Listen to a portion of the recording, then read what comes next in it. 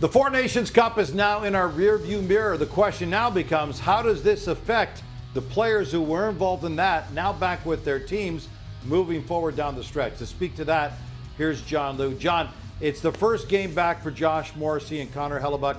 Kyle Connor did play already one game back from the Four Nations over the weekend. What do you think their takeaway from that tournament was, and how does it affect them moving forward? Well, how it affected them on Thursday, Gino, was disappointment, frustration, heartbreak to varying degrees for different reasons. And Josh Morrissey and Connor Hellebuyck spoke about that disappointment yesterday. Kyle Connor today. But basically, it's like Josh Morrissey, of course, having been sick for the Four Nations finale. He said that he was super disappointed that he wasn't able to take part in what he described as the biggest game of his career, not being able to be on the ice with his teammates, to celebrate with them, to receive his medal. And so look for Josh Morrissey to really come back in a big way tonight, get back on the horse against the San Jose Sharks with that Four Nations medal under his belt and part of his resume now.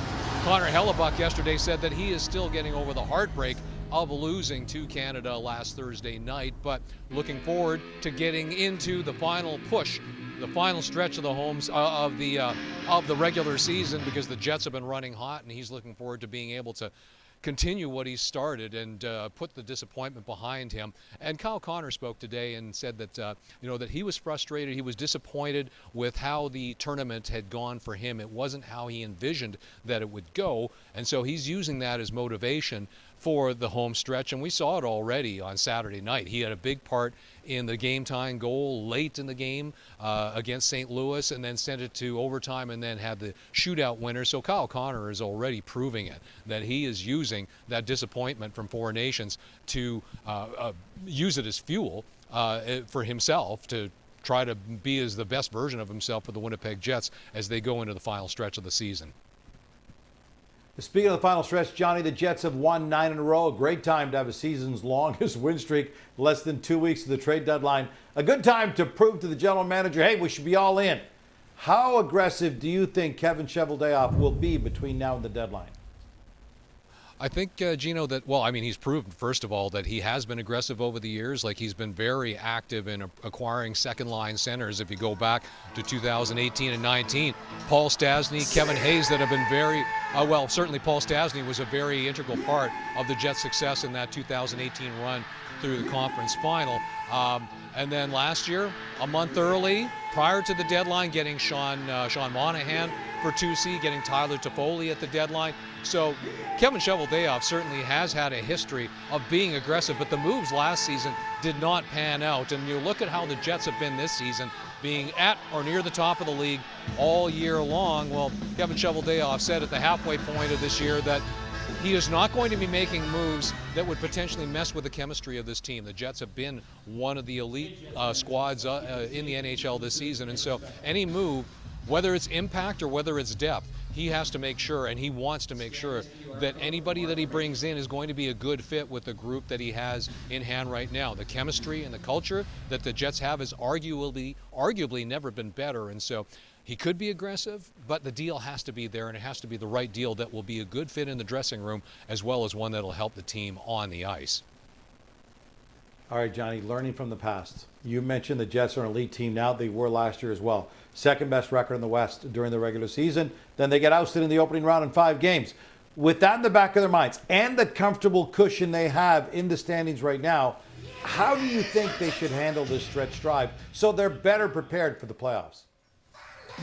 Well, I think, that they've been ramping up for this. Like, they've been very consistent for the entire year. Like, if you look back over the arc of this season, back in November, late November and early December, they had a hellacious stretch on the road, and that was the only stumble of the entire season for this club. But they've been very consistent. They haven't lost very many games in a row. They've managed to put together winning streaks, like you said, the franchise record 9-game winning streak that they're in the midst of right now, to kick off the final stretch of the so-called final third of the season. And that's something that they've been preparing for. Scott Arniel, before the Four Nations break, telling his club, it's like, hey, be ready for this. We know that this is going to be the most intense part of the season. The games are going to get tighter. They're going to be more intense and competitive, and that they're going to be much more like playoff games. And so these Jets you really get the sense that this year that they are prepared for this run. They did not go into a second half swoon like they had in the previous years.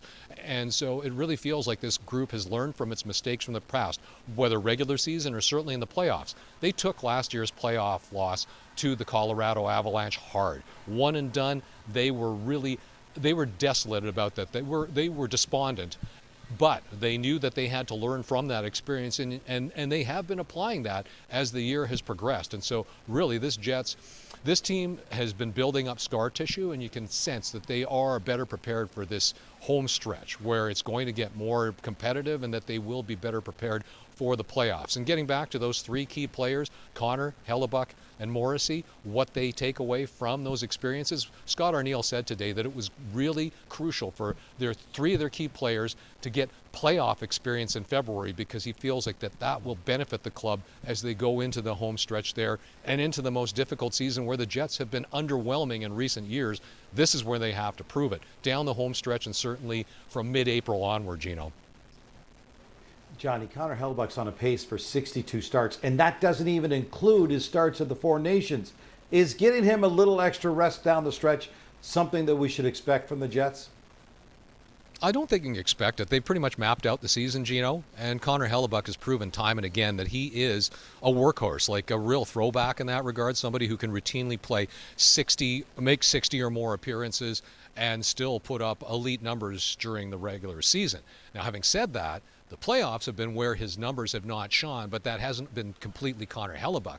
That is, to a large degree, the team in front of him as well. And if you go back to last season, the Colorado Avalanche came up with an absolutely superior game plan that the Jets did not adjust to.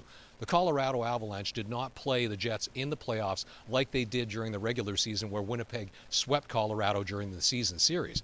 They were completely different against the Jets, and a big part of their game plan was to disrupt and make life miserable for Connor Hellebuck, like whether bumping him in his crease or taking away his eyes, creating layers of screens. The Avalanche, they executed that to a T. So the big challenge for the Jets is to be able to answer that, because you just know that any first-round opponent for them, like as of now, it would be Vancouver, but it could be Calgary, it could be LA. Any one of these matchups, these teams know that that's the only way that you're going to be able to beat Connor Hellebuck, because you take a look at the stats, the way that he's been playing, it's like anytime he sees the puck, he's going to stop it, right? He's odds-on favorite for a second straight Vezina trophy.